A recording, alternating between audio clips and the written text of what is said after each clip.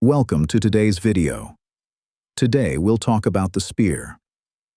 Before the spear, the world was too close. Teeth were close.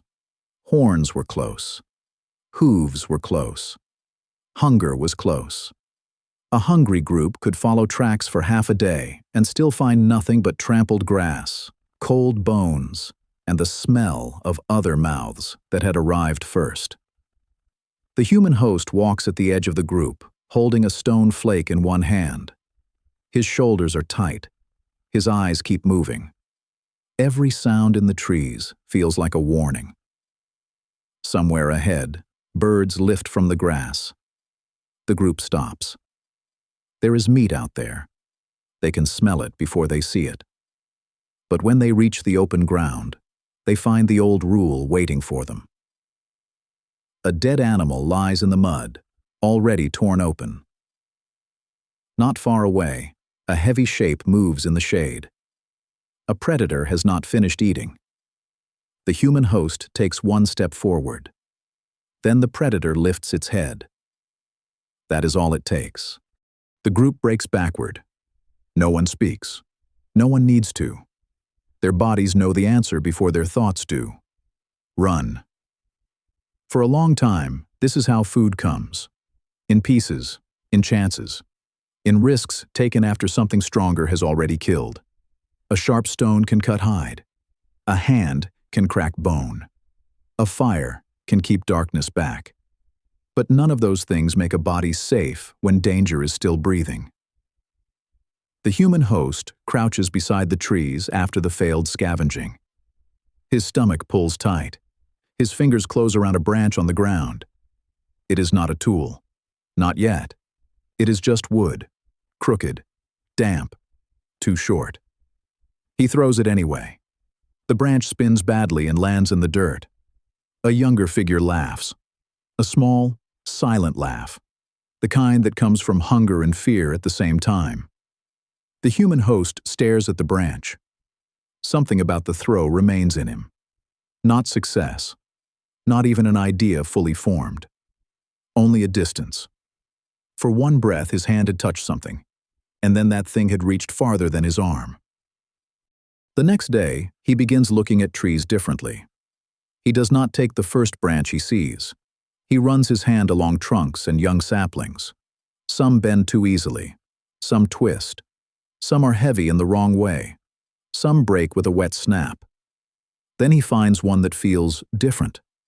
Straight. Long. Alive with a hard spring when he pulls it down and lets it rise again. He presses his palm to it. The group waits behind him, impatient. They are hungry. They do not understand why he is studying wood while tracks are drying in the mud. But the human host does not move. A tool begins before it looks like one. It begins with choosing. He cuts the young trunk with stone. It does not fall easily. The work is ugly. His hand slips. The bark tears. The stone edge bites his finger. He hisses and pulls back, shaking pain from his hand. Then he keeps cutting. By the time the sapling comes down, the light has changed. He drags it to the fire. Not into the flame. Near it. Close enough to dry. Close enough to stiffen. Close enough for warmth to pull moisture from the wood, but not close enough to burn away the thing he has found. The group watches him scrape. Stone against bark. Stone against wood. Short strokes. Long strokes. Pause. Turn. Scrape again. The branch loses its skin. Knots rise like little problems. He works around them. He smooths the grip. He narrows one end. At first, the point is blunt. Then it becomes sharper. Not like stone. Wood does not become stone. But it becomes enough to focus force into one small place. The human host lifts the shaft and looks along it. It wobbles slightly. He frowns. He bends it. Holds it. Warms it. Bends it again. The spear is not born from one clever moment. It is argued into shape. The first test is a failure. He throws it at a rotten stump. The spear turns sideways and slaps the bark with a dull crack. The younger figure laughs again. This time, the human host turns, eyes narrowed. The younger figure stops laughing. He tries again. The spear flies low and buries its point in the ground. Again. Too high. Again. It twists. Again. It strikes point first. The group goes quiet. The sound is small. Just wood entering wood. But everyone hears it.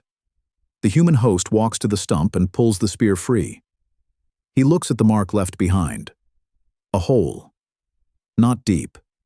Not enough. But real. Over many attempts, the spear teaches the hand. The hand teaches the shoulder. The shoulder teaches the feet. He learns that the weapon must point where the body already intends to go. He learns that a spear thrown in panic is only a stick leaving a frightened hand. He learns that distance is not safety by itself. Distance must be controlled. The group begins to join him. One figure strips bark. Another turns wood near the fire. Another tests shafts by flexing them. The younger one, no longer laughing, practices with a shorter piece and nearly falls when it leaves his hand. Now the work is not one mind. It is many eyes finding mistakes. A shaft too heavy in back. A point too soft. A bend that will betray the throw. They make several spears. Some break. Some are kept. Some are carried until hands know their weight without looking. Then, one morning, the tracks are fresh. Large animals have moved along the wet edge of a lake. The prints sink deep. The air carries heat, mud, and the smell of living bodies. The group follows low. No one rushes. That is new. Before, hunger pulled them forward. Fear threw them back. Now they move inside a third thing. A plan. The human host crouches behind reeds. Beyond them, heavy animals graze near the water. Their backs shift like dark hills. Their ears flick. Their hooves press the mud into shining bowls. One animal limps. The group sees it. So does the human host. His fingers tighten around the spear. This is the terrible part of the breakthrough. A tool can give courage before it gives wisdom. The spear reaches farther than the arm, but the animal is still huge. It can still turn. It can still crush bone. It can still make the brave look foolish in one breath. The human host rises too early. The animal lifts its head. Everything stops. Then the herd moves. Not away. Sideways first, confused, heavy, snorting. The limping animal turns with them, but slower. The group spreads without words. One figure steps left. Another moves near the reeds. The younger one freezes, then remembers and raises his spear. The human host throws. The spear strikes, but not well. It glances along the animal's side and falls. The animal screams. The sound tears through the lake edge. For a heartbeat, the human host is empty.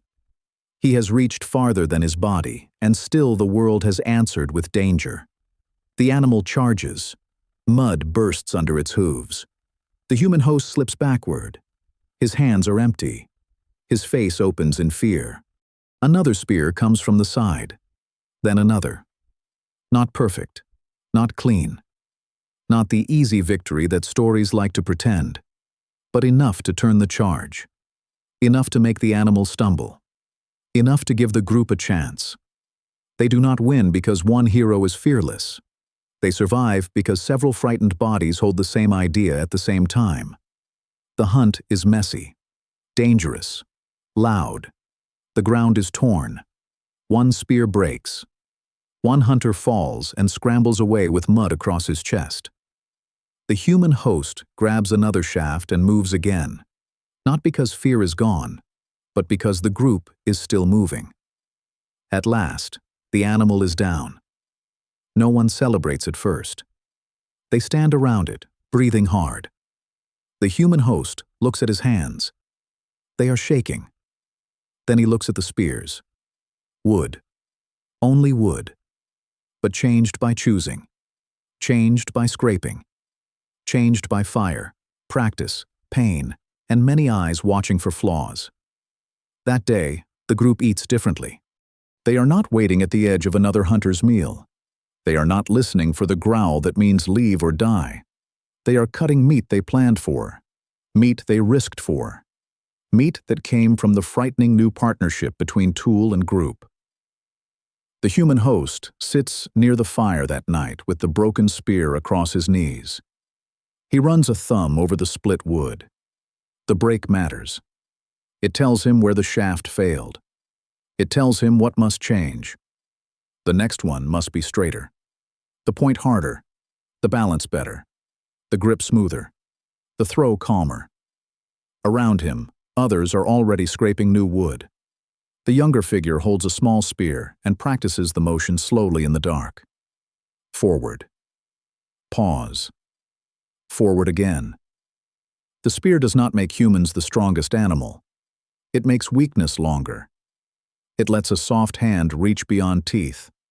It lets a fearful body stand one step farther from danger. It turns a branch into memory, because every scrape and every mistake can be copied by someone watching. And once a group learns that, the world changes. The next hunt begins before the tracks. It begins when someone chooses the wood.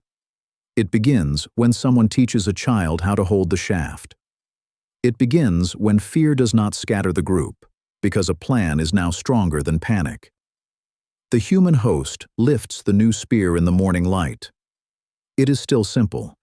A long piece of wood, a sharpened end, a hand around the middle. But inside that simple thing is a dangerous thought. We do not only run, we prepare. And for early humans, that thought may have been as sharp as the point itself.